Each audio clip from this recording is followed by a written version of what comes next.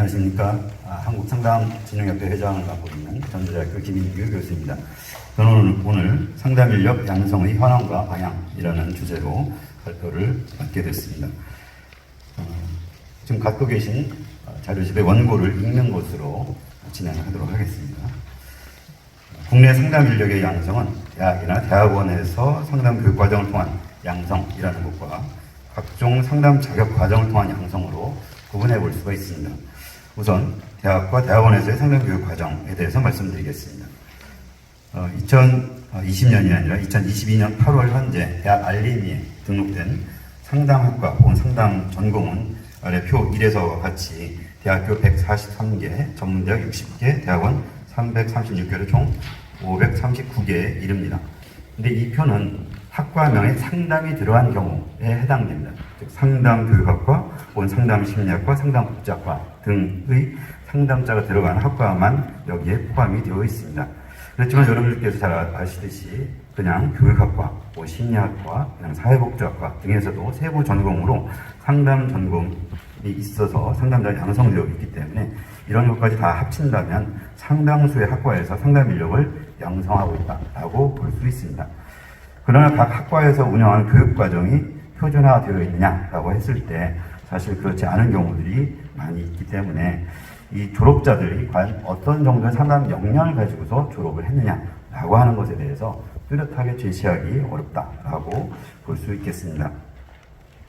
두 번째로 상담 자격과정에 대해서 말씀드리도록 하겠습니다. 상담 자격과정은 크게 국가 자격과 민간 자격으로 구분해서 볼 수 있습니다.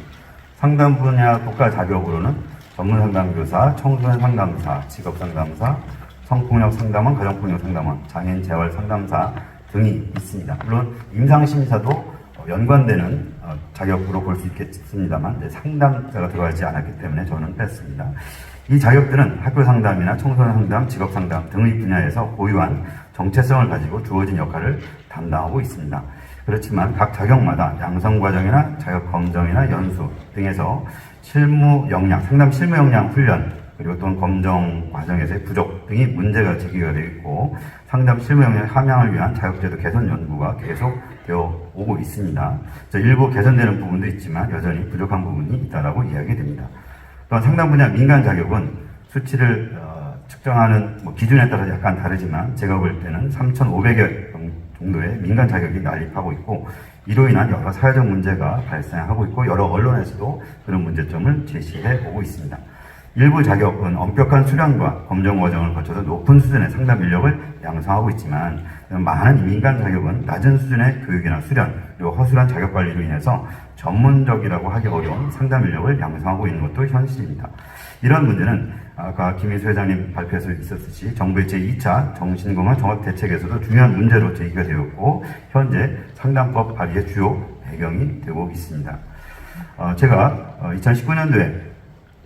2018년도에 민간 자격 정보 서비스에 등록된 상담 분야 민간 자격 4,000여 개 정도를 분석한 결과에 따르면 당시 분석했을 때 이렇게 많은 자격이 등록되어 있지만 그 시스템 속에서 자격자를 배출했다라고 보고하고 있는 자격은 700개 정도였었고 그 중에서 비교적 규모 있게 자격을 이제 발급하고 있다라고 저희가 파악한 기준으로서 누적 실적이 500명 이상이거나 연평균 100여 명 이상을 자격 배출을 하고 있는 것은 한 130여 개 정도에 불과했습니다. 그 중에서도 홈페이지를 통해서 그 자격 관리를 확인해 볼 수 있었던 것은 약 70여 개 정도였었는데 그것을 분석한 결과 별도의 검정 과정을 거치지 않고 기관의 교육과정 이수만으로도 자격증을 발급한 것이 14개 정도 있었습니다. 물론 이것이 저희가 철저하게 그 민간 자격을 분석하는 것이라고 볼 수는 없겠지만 어쨌든 지금 4,000개 혹은 3,000개 정도의 자격들 중에서 비교적 관리가 잘 되고 있다라고 하는 것이 100여 개를 넘지 않는다라고 생각할 수 있는 연구였다라고 생각이 듭니다. 앞으로 이제 상담 인력은 어떻게 양성되어야 될 것인가 라는 것을 잠깐 말씀드리도록 하겠습니다. 우선 첫 번째로는 상담 전문가 양성의 표준 모델을 개발하고 이를 검증하는 상담교육 인준제도를 시행할 필요가 있다고 생각됩니다.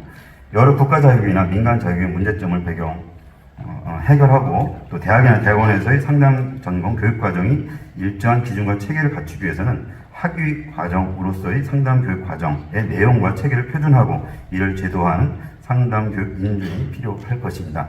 표 2에 있는 것은 제가 연구재단의 연구 프로젝트로서 3년간 연구를 진행하면서 나름대로 구성해 본 것이고, 이것은 이제 미국의 K크랩이라고 하는 상담교육 인준 체제를 모델 삼아서 한국화해 본 것입니다. 즉 여러 교육과 관련된 여러 영역에서 나름대로 기준을 가지고서 잘 하고 있는지를 확인하고, 그것에 따라서 그 교육과정에서 전문적인 상담자를 양성한다라고 이제 인정해주는 그런 시스템이 필요할 것이라고 보여지고, 이것은 의료나 간호나 또 여러 학문 영역에서, 고등 학문 영역에서 지금 현재 사용하고 있는 시스템이라고 말씀드릴 수 있습니다. 두 번째로는 국가직무능력표준 NCS를 기반으로 상담 자격을 설계하고 이에 따라서 상담 교육과 수련을 실시하는 것이 필요할 것입니다. 현재 심리상담, 청소년상담복지, 직업상담 영역에서 NCS가 개발되어 활용되고 있습니다. 직업상담사 이외에는 NCS를 기반으로 설계, 운영되는 자격은 찾아보기 어렵습니다. 즉 청소년 상담사라는 자격이 국가 자격이 운영되고 있지만 사실 그 자격도 청소년 상담복지라는 NCS를 기반으로 운영되고 있다고 말하기는 좀 어렵습니다. 그래서 각종 국가 자격이나 민간 자격의 내용이나 수준, 검증된 관리 체계를 이미 국가 표준으로 만들어진 NCS를 기반으로 설계, 운영한다면 상담 자격과 상담사 양성의 체계와 전문화를 이룰 수 있을 것입니다. 마지막으로는 오늘 저희가 토론하고 있는 상담 법제화를 통해서 상담 인력 양성체계 법적 강제력을 마련해야 할 것입니다. 상담법의 주요 내용은 국가가 관리하는 상담 인력을 정의하고 상담 서비스 전달 체계를 제도화하는 것입니다. 지금까지 일부 국가 자격을 제외하고는 민간에게 맡겨두었던 상담 서비스 영역을 국가가 공적 영역으로 관리함으로써 일정 범위와 수준 내에서의 상담 인력 양성 제도가 법적 체제 안에서 강제력을 갖게 되고, 이렇게 양성된 상담 인력이 법적으로 규정된 절차에 따라서 상담 서비스를 제공하는 상담 서비스 전달 체계가 제도화될 수 있을 것입니다. 네, 이것 이상으로 발표를 마치도록 하겠습니다.